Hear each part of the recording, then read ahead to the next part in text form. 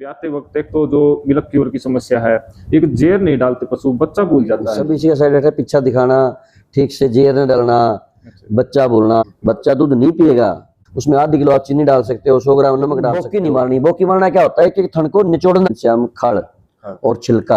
तो liver tonic की time पे भैंस को आड़ली जरूरत होती है। गुड़ स्टार्ट कर सकते हो, मेथी के बाकड़े दे सकते हो, कितनी 400 ग्राम गुलकंद आप डेली दे सकते हो। गेहूं का दलिया उबाल के देते हैं, चूरी देते हैं चने की। अपने हरियाणा के अंदर 95 से 98% तक भैंसें कचरा डालती हैं। सबसे पहले तो उसका दाना बंद कर दो। उधर से आप छोड़ रहे हो भैंस को और उधर से हो सकता है बीमारी बैक्टीरिया आया हो। हरियाणा की शान मुर्रा खान, मुर्रा किंग हरियाणा यूट्यूब चैनल पर सचिन जाकर की तरफ से सभी भाइयों को राम राम। उम्मीद करते हैं सभी भाई स्वस्थ होंगे, सभी भाइयों का पशुधन परमात्मा की दया से स्वस्थ हो।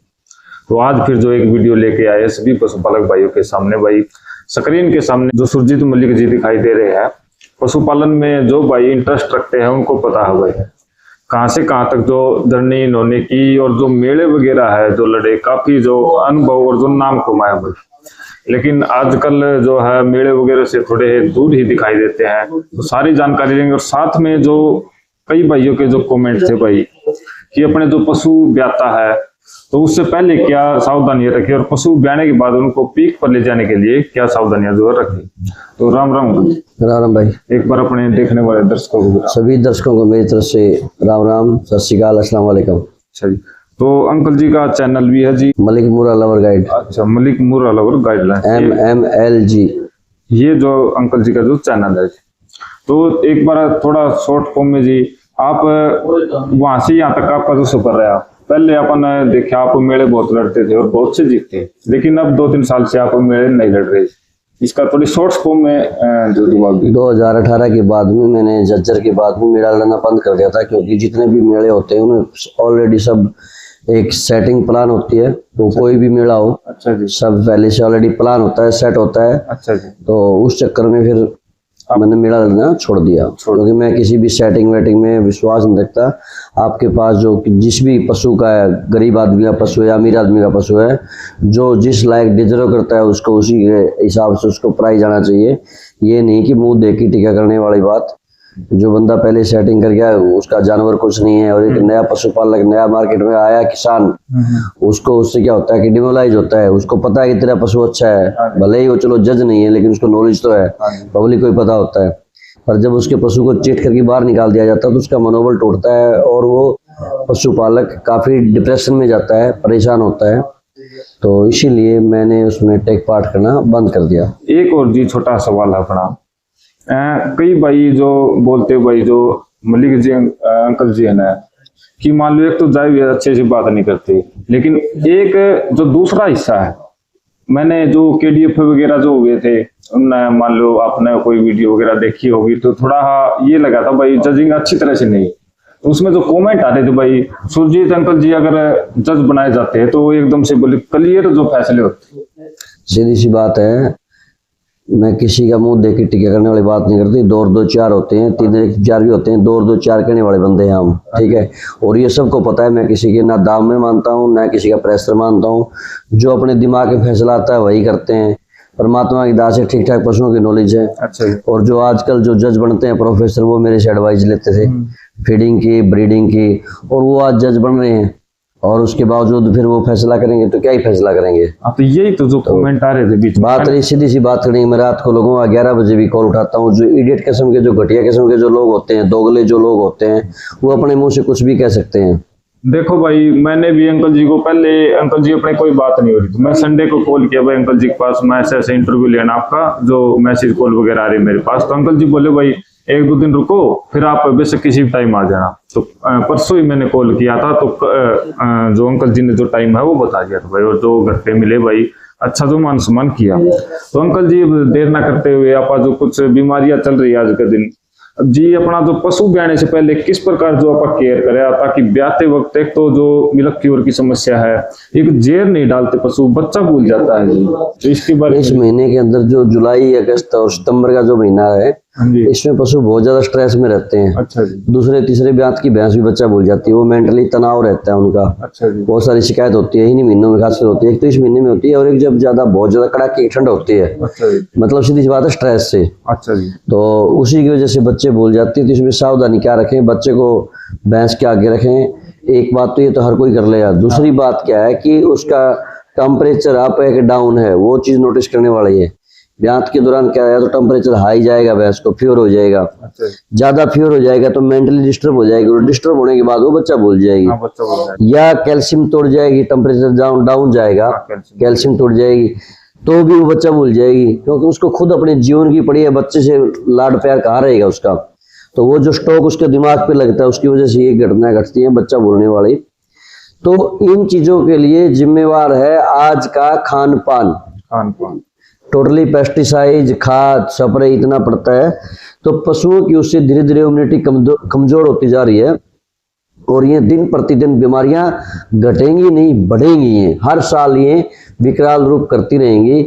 इनका सोल्यूशन यही है। आजकल जो सप्लीमेंट मार्केट में आए हुए हैं, तो कुछ भी लोग बेहुदी बात कर सकते हैं। पीछे कंपनी वाले ने मेरे पास आया, और उसका प्रोडक्ट मैं यूज भी करता हूँ, काफ स्टार्टर के नाम से आता है, वी हेल्थ कंस्यू नाम की कंपनी है। अच्छा जी। तो उन्होंने उस प्रोडक्ट का मैंने रिजल्ट देखा, और लोगों ने फार्मर के भी आए फोन आके, इस जो काफ स्टार्टर है ये, हाँ जी। और काफ टू फर एक पाउडर है, इनका बहुत अच्छा रिजल्ट मिला है। अच्छा जी। जब उनको अच्छा रिजल्ट मिला है, तो वही बात हमने आगे प्रमोट कर दी। उसका एक और प्रोडक्ट है, उसका भी अच्छा रिजल्ट है, मिल्क गेन के नाम से है। अच्छा जी। तो कुछ लोगों ने, बेहुदे लोगों ने क्या कमेंट करा क्या कि ये यूट्यूब वाले चूर्ण बेचने लग जाएंगे। हमें किसी चूर्ण बेचने की जरूरत नहीं, और न हमें किसी के पानी मारने की जरूरत है। लेकिन जिसके अंदर जितना मादा होता है वो उतना ही बोल सकता है, उससे ज्यादा उसकी कैपेसिटी होती नहीं, और उतना ही वो सोच सकता है। तो बात रही बीमारी की, तो आजकल जो सप्लीमेंट है उनका सारा ले बगैर अच्छा जी।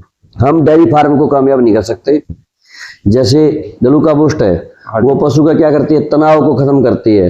अच्छा जी। जब लास्ट टाइम के ऊपर पेट का साइज छोटा हो जाता है, बच्चे का साइज बड़ा हो जाता है, वो जब उसको धकेलता है, तो पशु नेगेटिव एनर्जी का शिकार हो जाता है। नेगेटिव एनर्जी का मतलब है, जो पशु खाता पीता है वो बॉडी के नहीं लगता, और अनडाइजेस्ट फॉर्म में बाहर आ जाता है।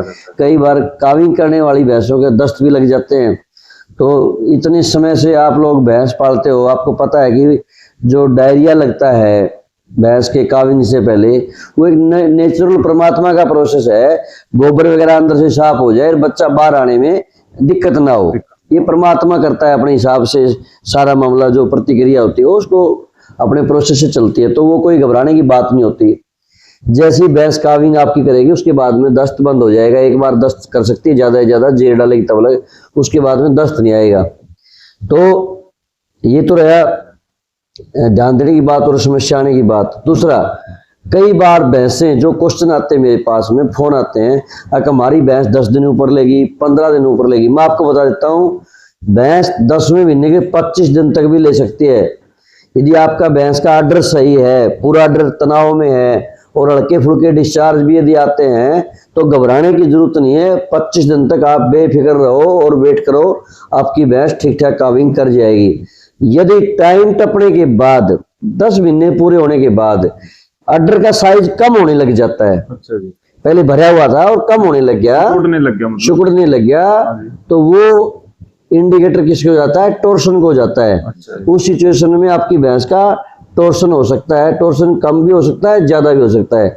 और टॉर्सन की सिचुएशन में भैंस को कोई भी किसी प्रकार का बच्चादानी से लिक्विड नहीं आएगा, कोई तार नहीं आएगा, कुछ नहीं आएगा, जीरा नहीं आएगा। वो टॉर्सन की सिचुएशन है, उसमें आपको डॉक्टर का सहारा लेना पड़ेगा। ये तो ब्याने से पहले की बात है। हाँ जी। तो मतलब मान लो आप ये साफ शब्दों में ये कह सकते हैं कि मान लो अपने जो पहले बड़े बुजुर्ग थे, पशुओं को चरा के लेते थे, तो उसमें जो यूरिया वगैरह है मान लो, या अपना जो उर्वरक है वो कम मात्रा में थी, बिल्कुल थे ही नहीं, मात्रा नहीं थे ही नहीं। लेकिन अब जो अपना खान पान है, यूरिया के बिना तो मान लो कोई एक आधा जो किसान है वो रह रहा होगा, लगातार डालता है, तो इसका साइड इफेक्ट आप इसने बोल सकता। सब इसी का साइड इफेक्ट है। पीछा दिखाना, ठीक से जेर न डालना, बच्चा बोलना। स्ट्रेस क्यों आया? क्योंकि पशु में वीकनेस है, वीकनेस है तो स्ट्रेस आएगा। वीकनेस कहाँ से आई? अच्छा खान पान न होने की वजह से आई। तो इनका सोल्यूशन क्या है? सप्लीमेंट है, वो हम भी लेते हैं, हर किसी को यूज करना पड़ेगा।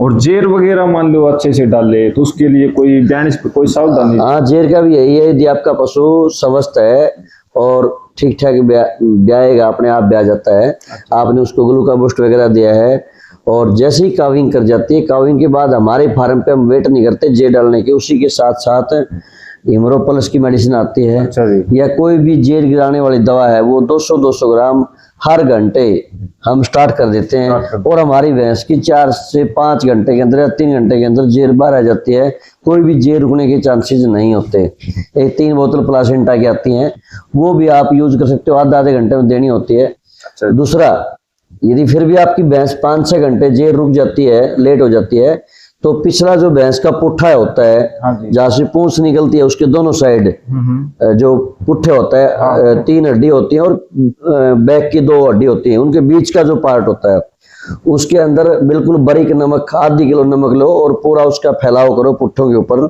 ये नमक अपना खाने वाला नमक। अच्छा जी। वो बारीक पीस के ना उसका पाउडर एक आधी केजी का पैकेट ले आओ, अच्छा जी। पूरा नमक को फैला दो उसके ऊपर अच्छे से, और उसके ऊपर बोरी ढक दो, कंबल ढक दो, यानी कि हीट मिलनी चाहिए, मतलब हवा नहीं लगनी, आवाज लगनी चाहिए और उतर ना पाए वो, तो उससे भी आपकी भैंस जेर रुकी हुई जेर जल्दी डाल देगी।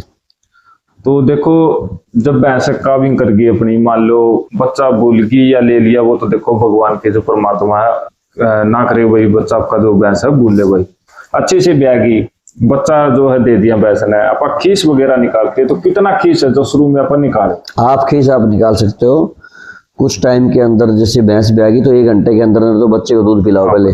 बच्चा दूध नहीं पिएगा, खुद नहीं पिएगा वो। अच्छा। उसका 200 ग्राम खीस निकालो। अच्छा जी। एक तो आपकी चारों थन टेस्ट हो जाएंगे, फिर किसी भी गिलास या मग्गे के अंदर दूध निकालो, आधी किलो दूध निकालो। अच्छा जी। आधी किलो में से 200 ग्राम तो सिरिंज के साथ बच्चे के मुंह मार दो, ताकि उसका लीवर एक्टिव हो जाए। अच्छा जी। क्योंकि उस टाइम पे वो पाव नहीं रहता, खड़ा नहीं होता, खड़ा होने में उसको 2 से 3 घंटे लग जाते हैं। हाँ जी। और ये काफ टू कैफ डिपेंड करता है, कोई काफ 20 मिनट में खड़ा हो जाता है, कोई काफ 2 घंटे में खड़ा होता है, कोई 4 घंटे में खड़ा होता है।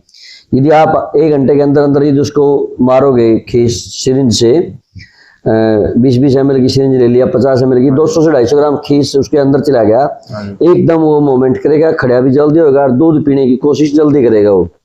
तो ये सावधानी तो बच्चे की रखनी है। आधी किलो खीस आपने निकाला, उसमें से 300 ग्राम पानी में गुनगुने पानी मिला के ना और भैंस को पिला दो।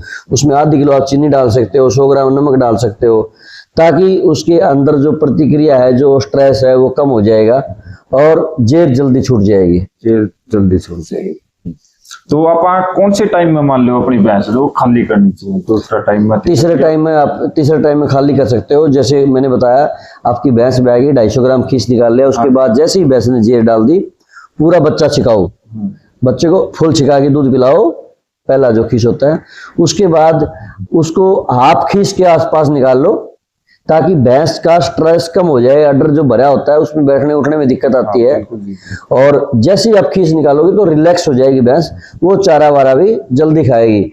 आप निकाल लिया आपने, सपोज क्या सुबह भी आई है, दोपहर को 5 घंटे के बाद जेर डालते निकाल लिया, शाम को जो बचा हुआ है उसमें से आप निकाल लो। फिर अगले दिन सुबह अंदाजा 1 kg उसके थनों में दूध छोड़ दो, 1 kg। मतलब अपना ये अंदाजा 1 किलो छोड़ दो, बाकी जितना निकालो 1 kg छोड़ दो। अगली शाम को वो 1 kg भी निकाल लो। अगली शाम को कौन सा टाइम हो जाएगा? चौथा टाइम हो जाएगा। वो 1 kg भी हमने निकाल लिया, लेकिन बोकी नहीं मारनी। बोकी मारना क्या होता है कि थन को निचोड़ना नहीं, नॉर्मली दूध निकाल लिया और वो बाद में जो थनों में धारा उतार जाती है भैंस, वो उसके छोड़ दो। ठीक है, चौथे टाइम पे यानी कि आपने भैंस को खाली कर दिया। उससे अगली जो सुबह होती है, उससे फिर प्रॉपरली आप दूध निकालना शुरू। तो अपना कुछ मौसम का भी ये होता है, कोई मान लो सर्दी का? नहीं, ऐसा मौसम का कुछ नहीं होता। जो हाई लीटर भैंसें होती है वो गर्मी में कैल्शियम तोड़ सकती हैं और सर्दी में तोड़ सकती हैं। गर्मी में सावधानी क्या रखो, गर्मी से बचाओ। भैंस ने काविंग कर दिया, उसके ऊपर पंखे वगैरह की व्यवस्था रखो। जेर डालते आप भैंस को नहला भी सकते हो। जेर डालते ही कुछ लोग, भैंस ऐसे ही लिबड़ी रहती है, तनाव के अंदर रहती है, तो आप जेर डालने के 1 घंटे आधे घंटे के बाद भैंस को नहला सकते हो। वो एकदम रिलैक्स में हो जाएगी, वो ठीक ठाक रहेगी। मौसम के अनुसार आप पानी लेते हैं, या मान लो गर्मी में ठंडे पानी से नहला सकते? गर्मी में आप ठंडे पानी से नहला सकते हो। सर्दी का टाइम है तो आप गुनगुना पानी लो, बहुत ज्यादा गर्म पानी नहीं लेना, थोड़ा सा गुनगुना पानी, लेकिन आप उसको नहला सकते हो। तुम मान लो जो अपनी भैंस काविंग करगी, और जो मेला चलने से पहले के जो दिन होते हैं मानसिक आपका 15 दिन के लगभग होते हैं, तो उस बीच आप उसने क्या जो फीडिंग प्लान रखा जी, या फिर 0 डे से जो आप स्टार्ट करोगे, जैसे भैंस ब्यागी उसी दिन से हम खड़ और छिलका चने का मिल जाता है, गेहूं का मिल जाता है, वो हल्का भोजन होता है और वो डाइजेस्ट अच्छे से हो जाता है, क्योंकि भैंस का रूमन डिस्टर्ब होता है। वो चीजें उसकी कैपेबिलिटी के हिसाब से, जैसे 20 किलो की भैंस है तो वो खड़ और छिलका हम काविंग के जस्ट उसी दिन से 5 से 6 किलो राशन उसको डाल सकते हैं। मेले चलने तक जी 6 किलो से हम उसको 7-8 किलो पे ले जा सकते हैं। अच्छा, जैसे ही मेला चल गई तो उसकी फिर मात्रा हम बढ़ाते रहेंगे। जैसे 20 किलो की भैंस की 10-11 किलो चाट की कैपेसिटी है, तो हम धीरे धीरे 10-11 किलो पे ले जाएंगे।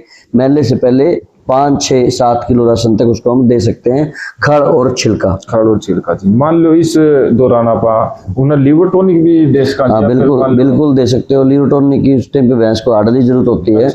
यदि आपकी भैंस थोड़ी कमजोर है तो उसको तो और भी ज्यादा जरूरत है। अदरवाइज नॉर्मल पशु को लिवर टॉनिक की जरूरत रहती है, तो काविंग के जस्ट बाद आप लिवर टॉनिक दे सकते हो। साथ में ग्लूकाबूस्ट की एक बोतल 3 दिन दो। 200 ग्राम एक टाइम देनी होती है। 24 घंटे में, तो 3 दिन का कोर्स होता है। वो लीवर को एक्टिव करती है और उसके जितने भी फंक्शन होते हैं, फेफड़े हैं, पेट है, हर चीज को अपनी शेप में ले जाने में मदद करती है ग्लूकाबूस्ट। तो फिर अपना जो मेला चलने लगी जो भैंस है, तो उस टाइम आप उसने गुड़ वगैरह है, मेथी वगैरह है? हाँ दे सकते हो। मेले के साथ में आप गुड़ स्टार्ट कर सकते हो, मेथी के बाकड़े दे सकते हो। जैसे मेथी उबाल ली गर्म पानी में, 200 ग्राम मेथी 1 लीटर पानी में उबाल लो। जब वो उसका पूरा उबल गई, वो आपने चेक किया उसका पूरी बॉयल होगी, सॉफ्ट होगी, तो उसके अंदर 250 ग्राम से आधी किलो गुड़ डाल दो, तो वो मिट्टी हो जाएगा बागड़े। और वो आप भैंस को 1 वीक या 10 डे लगातार खिलाओगे तो उसकी सफाई छटाई अच्छे से हो जाएगी। गुलकंद का पैकेट भी आप दे सकते हो, जिससे कि भैंस जल्दी दूध पिलाएगी और छटा अच्छे से होगा। तो गुलकंद मान लो ये आप जो ये तो देवा, तो गुलकंद की मात्रा साथ में कितनी? 400 ग्राम गुलकंद आप डेली दे सकते हो। एक टाइम देना पड़ेगा? एक टाइम। तो ये फिर मान लो जो छटाई वगैरह होगी भैंस की, फिर आप दाने पर क्या क्या दे उसको, कि मान लो जो रूटीन में आप देते हो, गेहूं का दलिया उबाल के देते हैं। अच्छा, चूरी देते हैं चने की। अपने हरियाणा के अंदर तो बिंदोला, खड़, चना, चूरी 90% मेजर ये चलते हैं। कुछ जमींदार लोग होते हैं वो अपना गेहूं का दलिया सीजनी, सर्दी है तो बाजरा उबाल के ना वो उसके अंदर मिला देते हैं, खड़ के अंदर, चूरी के अंदर। तो जो आप राशन अपना डालते हो कंटिन्यू डाल सकते हो। मतलब जो रेगुलर आप देते हो घर पे वही दे सकते हो आप। एक बार एक पॉइंट और है जी अंकल जी, ये कच्चा मेला, मतलब मेला चलने से पहले जो ये आगे वाली फीडिंग, मान लो जो कई गेहूं का दलिया हो गया, बिनोड़े हो गए या फिर चने हो गए, ये पहले डाल देते हैं, तो उसमें क्या देखेगा, दूध तो क्या पता वो पशु बनाया जाए, लेकिन मेला से नहीं चलता। और ना ही मान लो वो उसका मेला से कोई लेना देना नहीं है फीड का। अच्छा जी। 1% भी कोई कहीं तक उसका कोई भी संबंध नहीं है दाने का और मेले का। अच्छा जी। वो इन्फेक्शन की वजह से कचरा डालती हैं। अच्छा जी। और आज के दिन 95 से 98% तक भैंसें कचरा डालती हैं। 2-3% भैंस ही मेला चलते हैं। अच्छा। और कचरे की वजह भी वही है, उनकी इम्यूनिटी कमजोर होना। बच्चादानी का जैसे ही मुंह खुलता है, जेर बाहर आती है, बाहर का जो बैक्टीरिया होता है जेर के माध्यम से अंदर चला जाता है। और पशु की इम्यूनिटी वीक है तो वहीं पे वो बैक्टीरिया में कन्वर्ट हो जाएगा और फिर वो सफेद मेला, कच्चा मेला डालेगी। और उसके लिए आपको इलाज करवाना पड़ेगा, दवाई रखवानी पड़ेगी, इंजेक्शन लगवाने पड़ेंगे, तब लग उसका इलाज नहीं होगा तो भैंस आपकी दूध भी नहीं आएगी और उसको हल्का बुखार भी रहेगा, प्रॉपरली चारा भी नहीं खाएगी। तो डिवर्मिंग की बात करा दी आप, तो कम से कम 20 दिन के बाद जब मेला लगले भैंस दूध पे ठीक ठाक आने लग रही है, मेला मूला चल के फ्री हो जाए, तो उस टाइम पे आप कीड़े की गोली भैंस को दे सकते हो। उसके कीड़े की गोली के बाद में एक चीज हमेशा ध्यान रखो, लीवर टॉनिक तो देना ही देना है, हर हालत में देना ही देना, वो चाहे आप कौन सी भी कंपनी का दो। और फिर मान लो अपनी सिमन की बात आती है कि सिमन रखवाओ आप, तो कई भैंसे 21वां दिन ईटा में आ जाती है, कई मान लो 45 दिन में आती है, तो आप कौन सी मान लो 1 महीने बाद, 2 महीने बाद या 3 महीने बाद सिमन आप रखवा? 60 दिन के बाद आप सिमन रखवा सकते हो। कोई दिक्कत वाली बात नहीं, बहुत बढ़िया रहेगा। अच्छा जी। और 1-2 पॉइंट और रहते भाई, देखो जो सिमन रखवा दिया, भैंस दूध पे आ गई, एक थोड़ा ड्राई का और लास्ट जो अंकल जी थोड़ा टाइम कम है तो एक लास्ट ड्राई का और पूछ लिया जी। ड्राई के मामलो 7वें महीने में मान लो पशु अपना है, दूध भी दे रहा है थोड़ा थोड़ा, तो उसको कितने टाइम लगा और आप मान लो उसका दूध निकाला, या फिर उसी टाइम मान लो कोई ऐसा उसका अपना कि 1-2 टाइम जो है उक चुक करके अपने हरियाणवी भाषा में बोलते हैं, दूध उसका जो है निकालना आप बंद करते हैं? सबसे पहले तो उसका दाना बंद कर दो।